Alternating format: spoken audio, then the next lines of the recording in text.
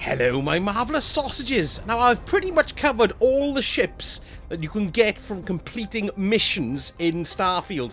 We've had the Razor Leaf, I've done a video on that, the Wanderwell, and the Star Eagle, which is the best in my opinion so far.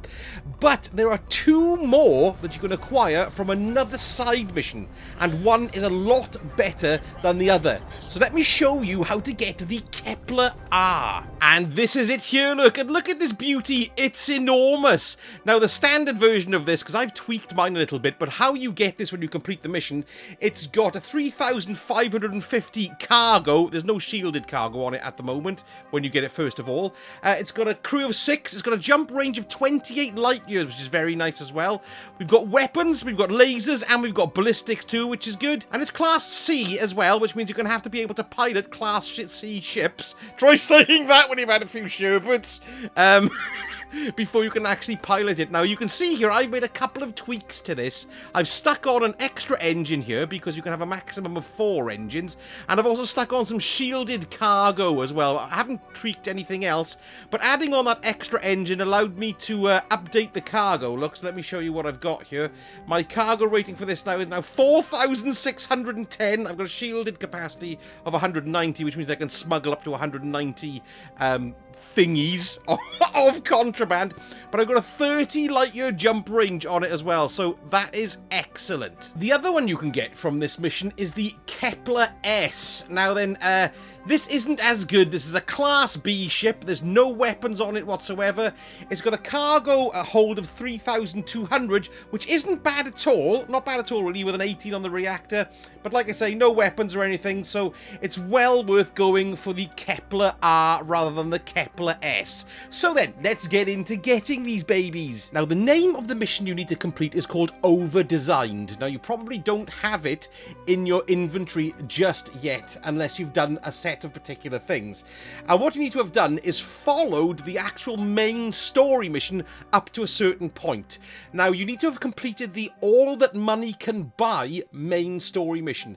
And if you've done that one, you'll remember it if you've done it. It's the one where you go with Walter to Neon and you try to buy one of the artifacts from a shady dealer in the Neon nightclub. You probably will remember it, but if you haven't done that yet, you won't be able to access the Over-Designed mission. So you've got all that stuff done, so the next thing you need to do is go to the lodge and speak to Walter.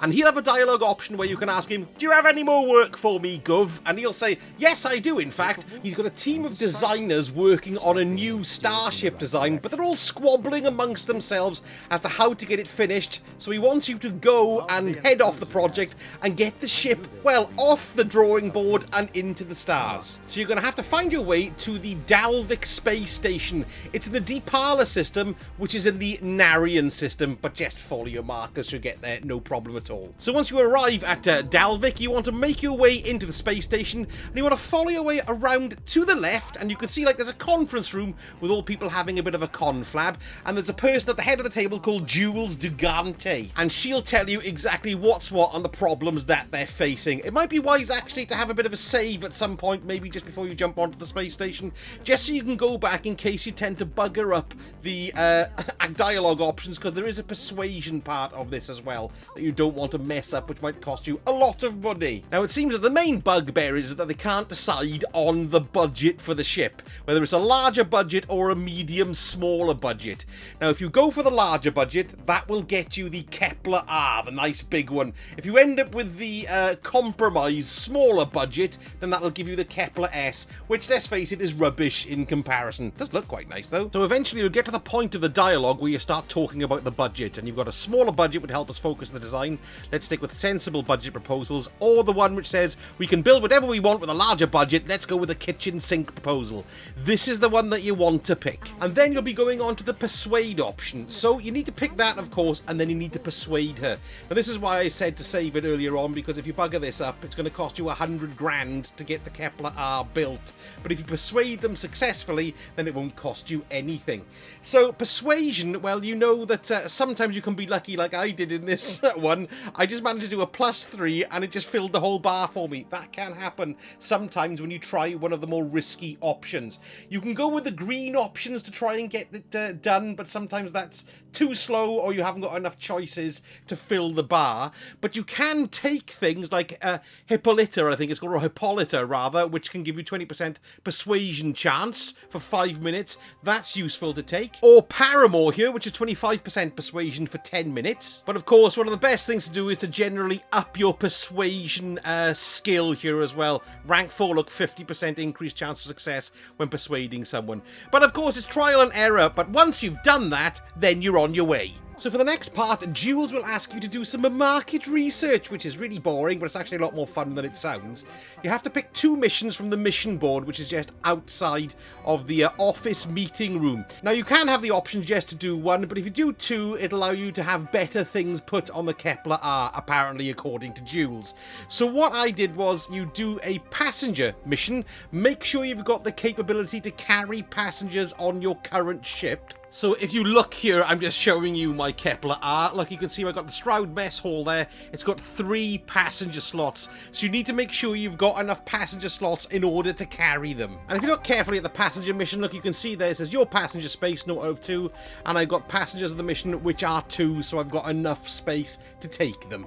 For the other mission then, it's just killing a Crimson Fleet captain. So you need to get both of these completed and then come back here and speak to Jules again. Now, you'll be happy to know there's no more persuading. You just need to go through the conversational path until you get this option. The only fair thing to do is to make everyone give up 1 compromise. Once you do that, you'll have a dialogue where they go around the table and each of them says, I begrudgingly give up this. And then basically, you're at the end of the mission. The only thing left to do, Jules asks you to go and tell Walter what's happened here. So you need to bugger off back to the lodge onto Jemison.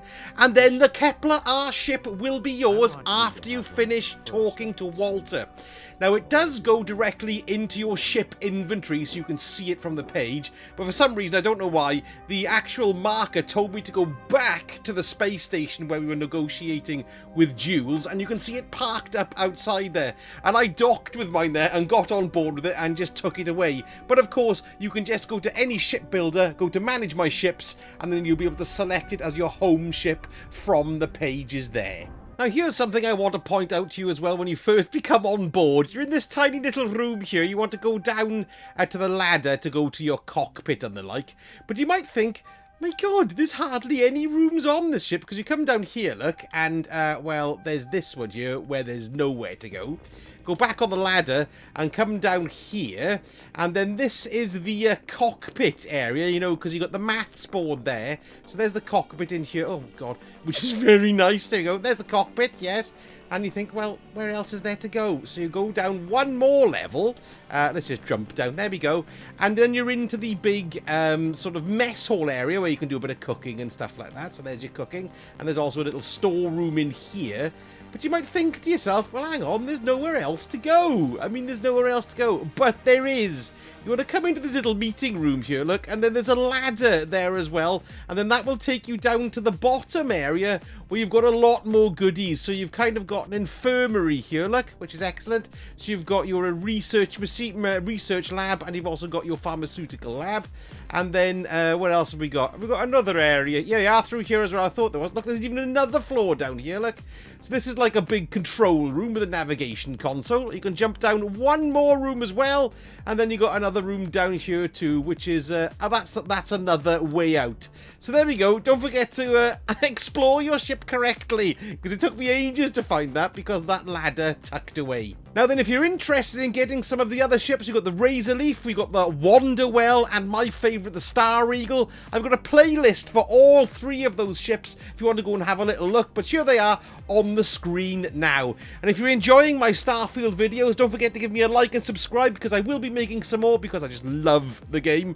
I think next I might even do a little bit of a ship builder guide. I've rather been enjoying it. Anyway, thank you so much for watching, and I shall speak to you all again very soon. Sausage?